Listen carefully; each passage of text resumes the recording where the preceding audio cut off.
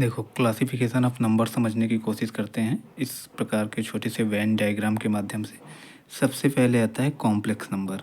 Complex number को जब हम डिवाइड करते हैं तो वो बेसिकली एक रियल नंबर में आता है और एक इमेजिनरी नंबर में आता है।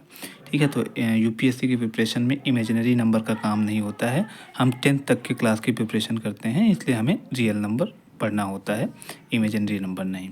ठीक है, अब जब रियल नंबर को हम क्लासीफाई करते हैं तो उसमें से बेसिकली दो बनते हैं, एक इरेशनल नंबर बनता है और दूसरा रेशनल नंबर बनता है।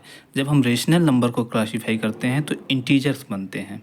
ठीक है, जिसमें पॉजिटिव इंटीजर्स, निगेटिव इंटीजर्स ऐसे है ना, और जीरो, और उसके अलावा यहाँ पे क्या बनता है, फ्रैक्शंस बनते हैं। तो रेशनल नंबर के दो पार्ट कौन कौन से हो गए, एक हो गया इंटीजर और एक हो गया फ्रैक्शन। जब हम इंटीजर को क्लासीफाई करते हैं तो निगेटिव इंटीजर बनता है और जीरो बनता है और पॉजिटिव इंटीजर बनता है। तो अगर हम जीरो और पॉजिटिव इंटीजर को मिला दें तो क्या बनेगा, होल नंबर्स बनेंगे। अगर हम होल नंबर में से जीरो को हटा दें तो क्या बनेगा, नेचुरल नंबर बनेगा।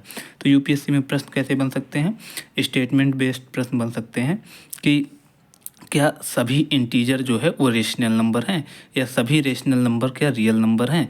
तो आप देखो, जहाँ पे जो भी एरिया जिसके अंडर में आ रहा है वो सभी उस चीज़ के अंदर में आएंगे। जैसे कि हम अगर अंदर से बाहर की तरफ चलेंगे, अंदर से बाहर की तरफ चलेंगे तो हमारे स्टेटमेंट सही होंगे। जैसे कि सभी होल नंबर इंटीजर्स हैं, राइट। सभी इंटीजर्स रियल नंबर हैं, राइट। रेशनल नंबर हैं, राइट। सभी रेशनल नंबर क्या रियल नंबर हैं, बिल्कुल सही।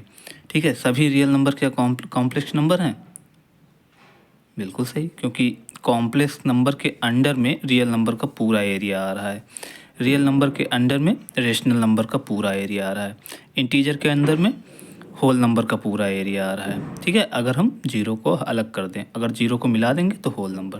तो इस प्रकार से हम इस चीज़ों को समझ सकते हैं, क्या है, क्लासिफिकेशंस ऑफ नंबर्स, बहुत ही सिंपल तरीके से, बहुत ही अच्छे तरीके से।